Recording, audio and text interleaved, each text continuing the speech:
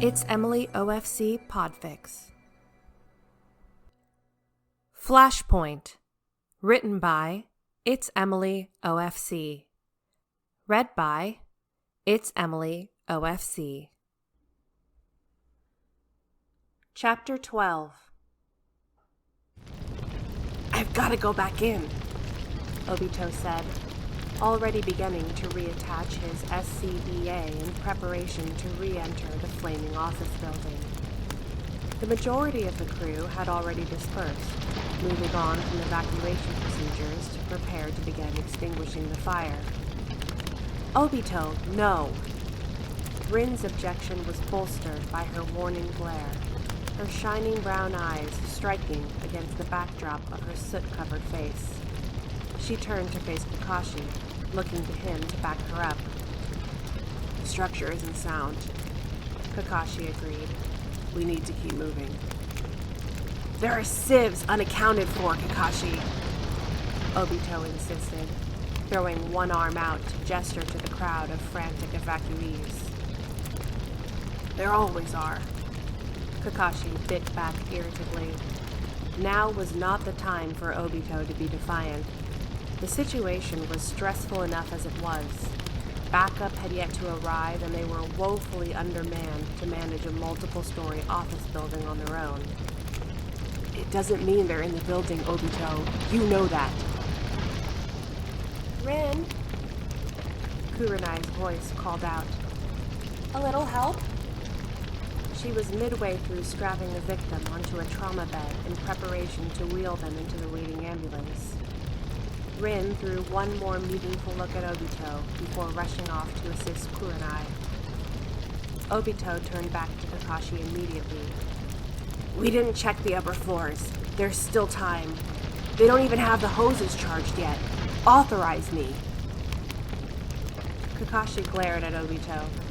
He'd ordered the evacuation as soon as the engine crew had confirmed they were connected to the hydrant. The crew inside had found only a few unevacuated victims, and it had seemed unlikely that there were more, given how many had successfully evacuated. But the report from LE had indicated that there were still some unaccounted for. They were dealing with a brick building, so that meant they had more time before it collapsed than a new construction would have. Maybe 30 more minutes. Lieutenant! Obito barked, his frustration reaching an obvious peak. Am I authorized? His furrowed brow and jutting chin dared Kakashi to say no. Authorized, Kakashi replied, but you stay on your radio, and when I say to get out, you get the fuck out of there, Obito. By the time Kakashi had finished his sentence, Obito had already disappeared back into the thicket of smoke beyond the building's front door. Kakashi grit his teeth and silently prayed that Obito wouldn't encounter any obstacles that would slow his search. He stood back, watching the building carefully for signs of structural fire. Hoses charged, Lieutenant! Kakashi turned to his right to see Guy flashing him a thumbs up, in position with the rest of the crew to begin extinguishing the fire. Kakashi shook his head, lifting an open palm out towards them. Hold! He called back. They couldn't add water while Obito was inside. Water added weight, and weight would speed up the building's structural failure. Kakashi let a few more minutes pass before lifting his radio to his lips. CI to Uchiha. Report status. Third floor clear, came Obito's swift response through the device. Moving to fourth floor.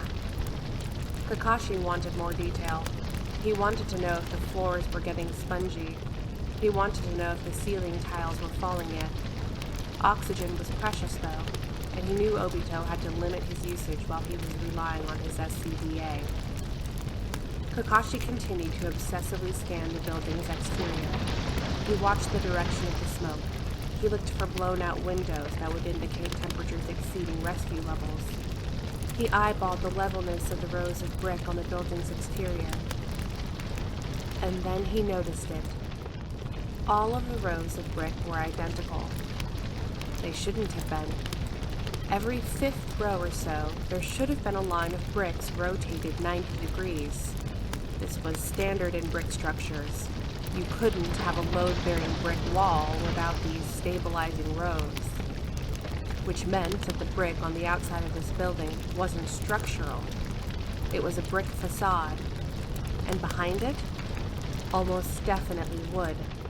Wood which, unlike brick, burned.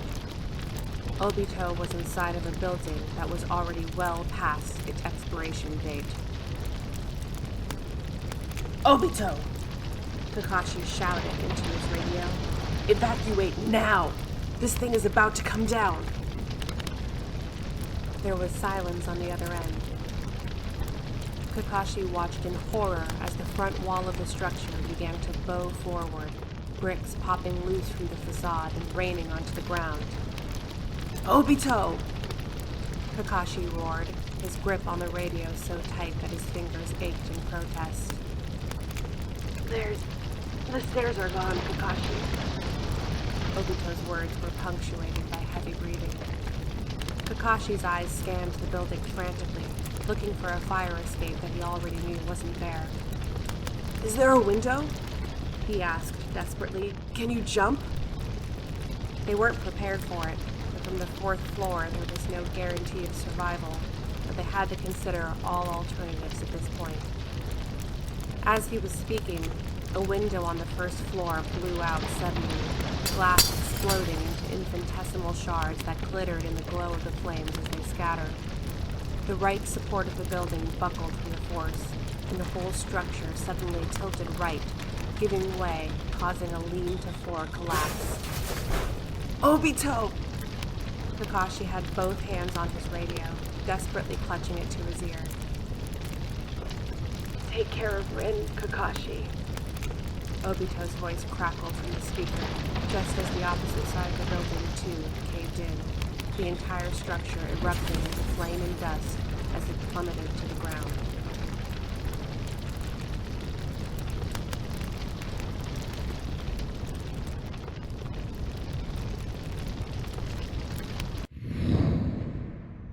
Lieutenant, did you hear me?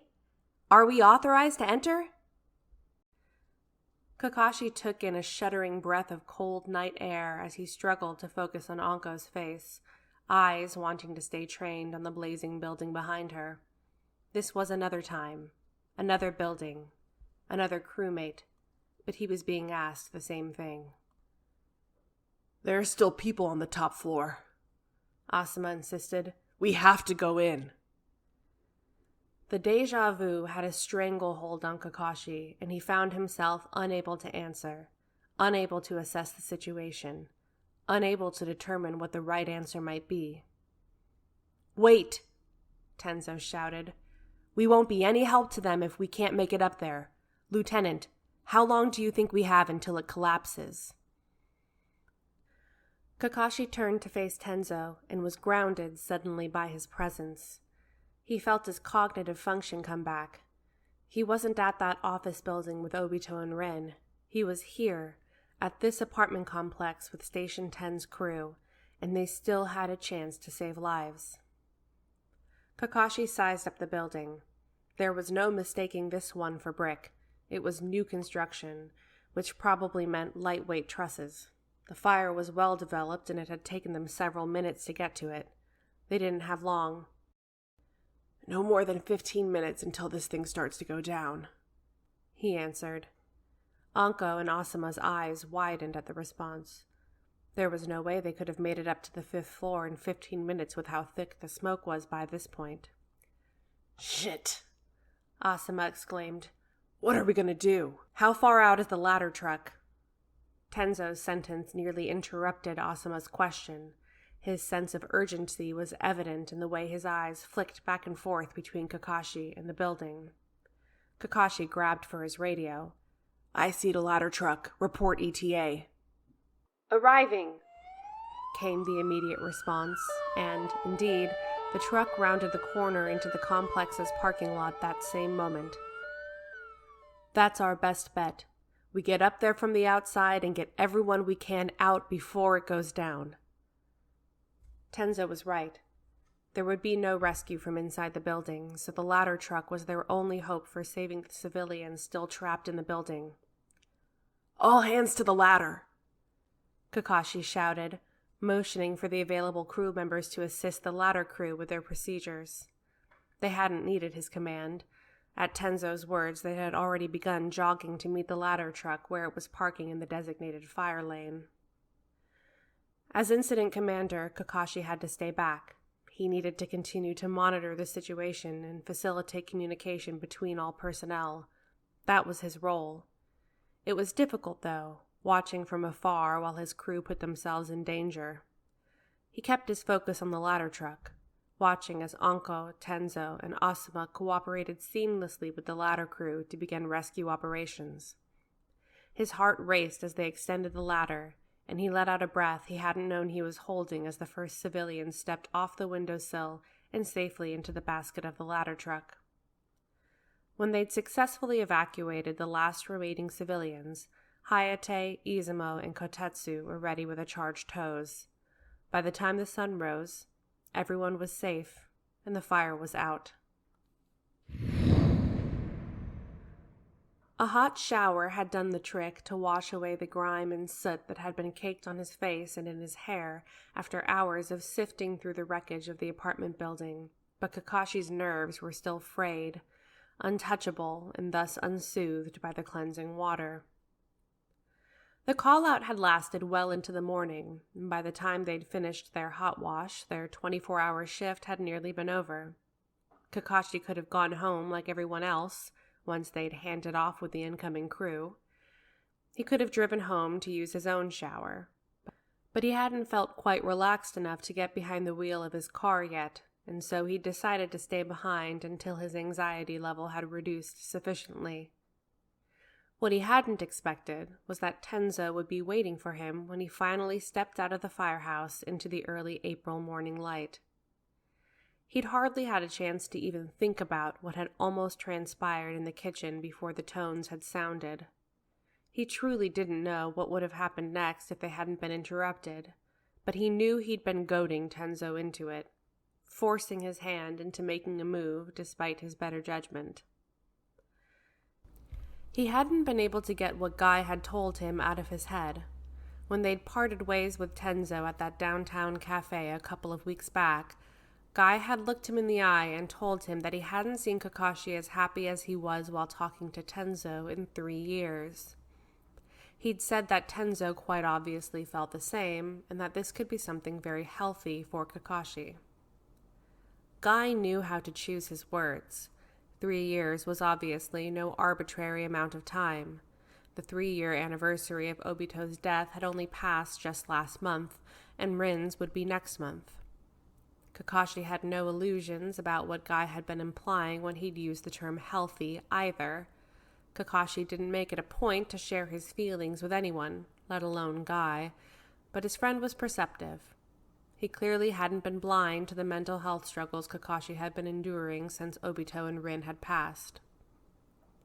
Kakashi agreed with Guy, but the thought of it, frankly, frightened him. Anything beyond low-stakes flirting would be new territory for him, even at 30 years old. He still had their reporting relationship to hide behind, but that barrier would soon be gone. It would be easier, he had thought, if Tenzō could take the lead, and he'd tried to manufacture that last night in the kitchen. It had been wrong, though. That much was obvious to him now in the daylight. It put his subordinate in an impossible situation. It was cowardly for him not to face things head-on. Kakashi didn't know what Tenzō was looking for in his decision to wait for him outside, but Kakashi knew what he needed to do. "Do you want to get a coffee?" he asked. "I know a place. We can walk." Tenzō stood up from where he had been resting against the railing of the ramp up to the station's entrance. He looked mildly surprised at the invitation, and it took him a moment to respond. Kakashi wondered if he might have thrown a wrench in something Tenzō had planned to say. "Sure," Tenzō eventually responded. The coffee shop was only a few short blocks away, and the two of them made their way down the sidewalk in silence. It was still chilly, but the birds in the trees had begun to croon within the past few days, and the implication of spring was fragrant in the air. It was a reminder of just how long Kakashi had been on this assignment. Almost 3 months now, far longer than he'd anticipated. The establishment Kakashi led them to was nothing like the modern downtown cafe where they'd run into each other before. This place was a small neighborhood institution, the kind of place with a 4-item menu and tables that wobbled. They were the sole patrons this morning, and the proprietor offered them only a terse nod in welcome. Kakashi ordered them each a coffee and watched with subdued amusement as Tenzō added a not inconsequential amount of creamer and sugar to his before joining him at his table by the window. The sunlight coming through the glass was milky from the imperfections in the window, but it was warm on Kakashi's face and threatened to aid his lack of sleep in catching up with him. He closed his eyes and let it wash over him for a moment, well aware that he was procrastinating. "Kakashi," Tenzō said, prompting Kakashi to open his eyes again. Tenzō was using a plastic stirrer to mix up the contents of his styrofoam cup. "About last night." Kakashi shook his head, stopping Tenzō from continuing further. "I don't want to talk about that," he said evenly. "Not yet." Tenzō looked nervous at this, but he said nothing, giving Kakashi space to speak. Kakashi turned to look out of the window at the empty lot across the street. A large sign displaying an artist's rendering of a modern building was adhered to 2 wooden posts that had been planted in the ground in front of the lot. "They're putting a grocery store here," Kakashi said, eyes tracking a cyclist as they sped by the lot. "It used to be an insurance company." He didn't turn to see Tenzō's response, but could picture his perplexed expression nonetheless. "My best friend Obito was inside when it collapsed. He was trying to rescue civilians from the 4th floor. Kakashi turned to face Tenzō with these words and watched as the man's expression grew somber. "I misjudged the building's construction," he told Tenzō. He felt his knee bounce a few times, his nerves getting to him a bit as he shared this story with the man in front of him. "I thought we had more time." Kakashi took a sip of his coffee. Tenzō shifted in his seat and the toe of his shoe nudged into Kakashi's under the table. "It probably wouldn't have mattered, though. Obito was so bullheaded when it came to rescues. He probably would have gone in anyway." Other people had told Kakashi this many times. This was his first time saying it himself. He still wasn't sure he believed it. Tenzō continued to meet his gaze, just listening. "It took hours to sort through the wreckage once the fire was out. We only found 1 body. It turned out there wasn't anyone to save inside after all." "Kakashi." Tenzō's voice was soft and low. He slid a hand forward across the table, as if to initiate some kind of consoling contact, but Kakashi evaded it, using one hand to lift his coffee cup to his lips and letting the other slide off the table onto his lap instead. "Rin, our other best friend, died 2 months later. She was a paramedic." Kakashi could feel his fingernails making indentations in the styrofoam from gripping it too tight. "She got stuck with a civilian rescue when a wall caved in. We had to come in through the window on the ladder to get them. I told her to hold her oxygen mask in hand and switch off between herself and the sieve." Kakashi looked down into his inky black coffee, addressing his own distorted reflection rather than Tenzō. "When we found them, she had strapped the mask to the civilian instead. In the end, neither of them made it." "I'm sorry," Tenzō said after a pause, likely to ensure that Kakashi wasn't going to lapse into yet another tragic story. Kakashi looked back up. "I'm not telling you all of this so that you'll feel sorry for me. he said, setting his cup back down on the table. Tenzō's arm was still extended, his palm flat on the table in front of Kakashi's cup. Then why? He asked. Kakashi sighed.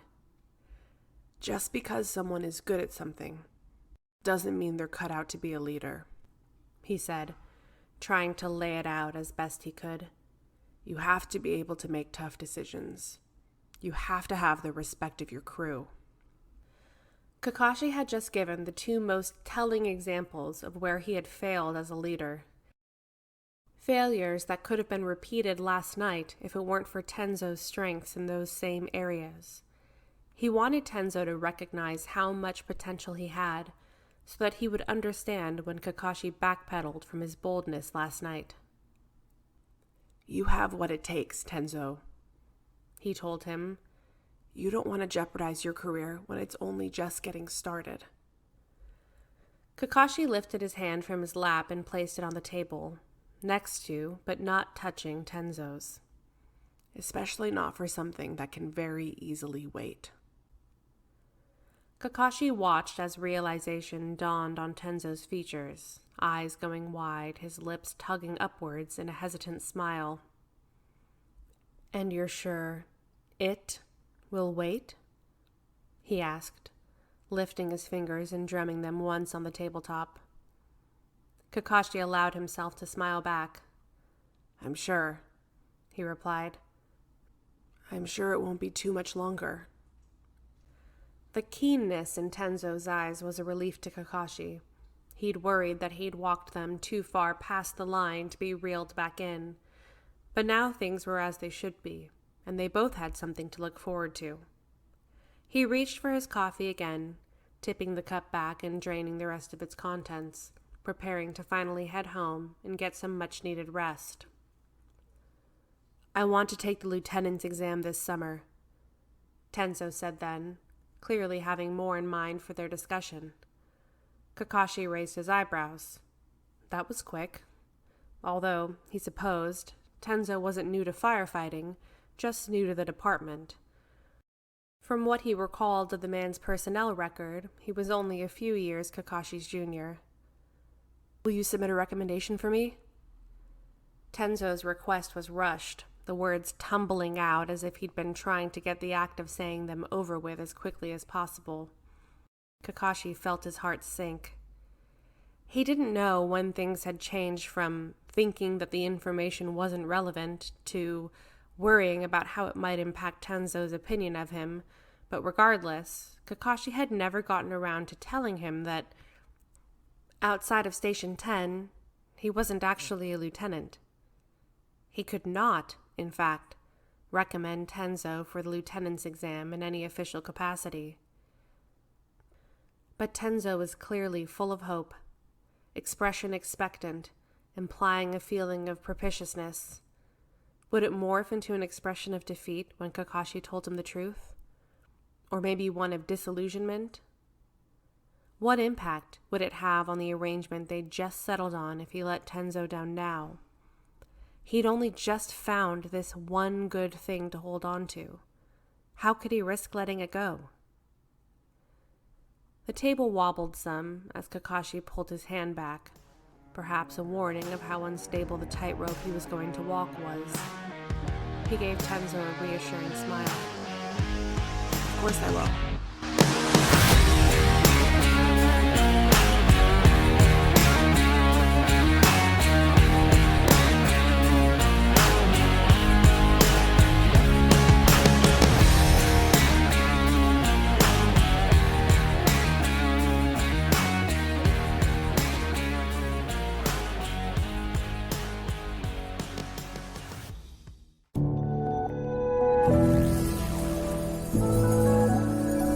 It's Emily OFC Podfic.